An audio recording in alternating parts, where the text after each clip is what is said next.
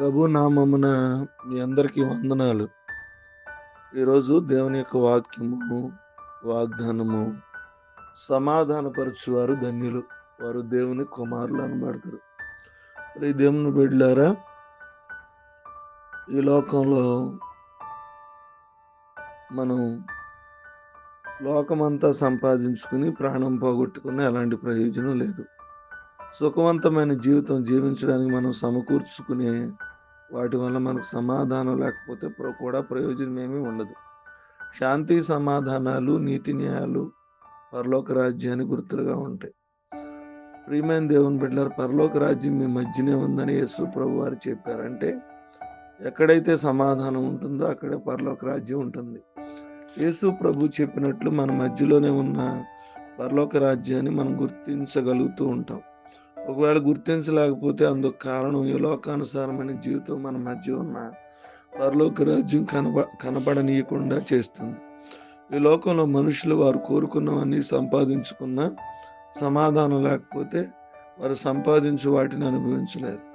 ఈ లోకంలో దేవుని ఎరగని వారంతా సమాధానం లేకుండా జీవిస్తున్నారు. నా యందు మీకు సమాధానం కలుగునట్లు ఈ మాటలు చెప్పుచున్నాను. ఈ లోకంలో మీకు శ్రమ కలుగునప్పుడు అయినను ధైర్యం తెచ్చుకోండి, నేను లోకాన్ని జయించి ఉన్నానని ప్రభు చెప్పాడు. ఈ లోకంలో ఉన్నంతకాలం మనకు శ్రమలు ఉంటాయి. శ్రమలు అంటే మనుషుల వల్ల కలిగేవి. కుటుంబాల్లో సమాధానం ఉండదు. బంధువుల్లో, స్నేహితుల మధ్య సమాధానం ఉండదు. సమాధానం అనేది మనకు సంబంధించింది. ఎవరైతే దేవునిలో ఉంటారో వారి మనసు నెమ్మదిగా ఉండి వారికి సమాధానం కలుగుతుంది. దేవునిలో లేని వారికి సమాధానం దొరకక ఆత్మహత్యలు కూడా వారు చేసుకుంటారు. చాలామంది గొప్పవారు కూడా సమాధానం కోసం ఏవేవో మార్గాలు వెతుకుతూ ఉంటారు.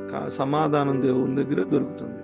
సమాధానకర్త అయిన దేవుని చెంతకు చేరే వారందరూ సమాధానంగానే ఉండగలుగుతారు. ఇతరులు కూడా సమాధానపరుస్తారు. కాబట్టి మనం సమాధానాన్ని కలిగి జీవిద్దాం, సమాధానపరుద్దాం. అట్టి కృప దేవుడు మనందరికీ అనుగ్రహించును గాక. ఈ కొద్ది మాట దేవుడు మన దీవించును గాక. ఆమె కళ్ళు వంచుకుందాం, కళ్ళు మూసుకుందాం. ప్రేమ నమ్మకం కలిగిన తండ్రి, మీకే స్తోత్రాలు. మీ ఘనమైన నామానికి వందనాలు తెలియజేస్తున్నాను. రాత్రంతా కాచి కాపాడి శ్రేష్టమైన దినాన్ని మా జీవితంలో మీరు అనుగ్రహించినందుకు మీ స్తోత్రాలు. మీకు నేను లేచి మిమ్మల్ని ఆరాధించే ధన్యత ప్రభా మాకు దయచేసినందుకు మిమ్మల్ని స్తుతిస్తూ ఉన్నాం. ఏదైనా వాక్యం ద్వారా మీరు మాతో మాట్లాడారు. సమాధానపరిచేవారు ధన్యులు, సమాధానం కలిగి జీవించమని. మా జీవితంలో సమాధానపరచబడేటువంటి జీవితాన్ని మేము కలిగి జీవించే సహాయం దయచేయండి. సమాధానకరంగా జీవించే కృప దయచేయమని కోరుకుంటున్నాం. ఈ దినమంతా కూడా కాచి కాపాడి సంరక్షించమని కోరుకున్నాం. పుట్టినరోజులు, వివాదనాలు, అనారోగ్యాలు, ఆర్థిక సమస్యలు, ఎగ్జామ్స్, శరీర బలహీనతలు అన్నింటిలో కూడా మీరే తోడుగుండి ఈ దినదీనంతో మమ్మల్ని నింపమని, మమ్మల్ని నడిపించమని ప్రార్థన చేస్తున్నాం. నడుచున్నాం తండ్రి. ఆమేన్.